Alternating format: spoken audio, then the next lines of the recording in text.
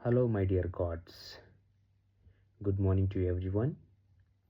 ఈరోజు మెసేజ్: గత జన్మ కర్మయే ఈ జన్మలో రోగం రూపంలో పీడిస్తుంది. కానీ కర్మను క్షయం చేసేది విశ్వాగ్ని. జ్ఞానాన్ని దగ్ధ కర్మనే అని శ్రీకృష్ణుల వారు చెప్పారు. జ్ఞానాన్ని దగ్ధ కర్మనే అని శ్రీకృష్ణులు వారు చెప్పారు. ఈ జ్ఞానం అనే అగ్ని నీలో ప్రవేశించిందంటే ఆ కర్మ దహించుకుపోతుంది అని దాని అర్థం. నీ కర్మను ఎలా దహించేయాలి? జ్ఞానం అనే అగ్నితో మీ కర్మను దహించి వేయాలి.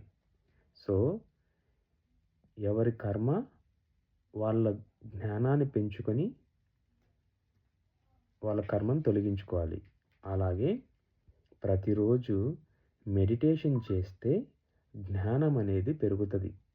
మన లోపలికి మనం ప్రవేశించినప్పుడు, మన గురించి మనం తెలుసుకున్నప్పుడు ఆ జ్ఞానం అనేది పెరుగుతుంది. కాబట్టి ప్రతి ఒక్కరూ ప్రతిరోజు ఆహారం ఎలా తీసుకుంటున్నామో, నిద్ర ఎలా పోతున్నామో అలాగే మెడిటేషన్ కూడా, ధ్యానం అనేది కంపల్సరీగా చేయాలి. Before going to bed 5 minutes, after wake up 5 minutes, please do meditation. Thank you so much.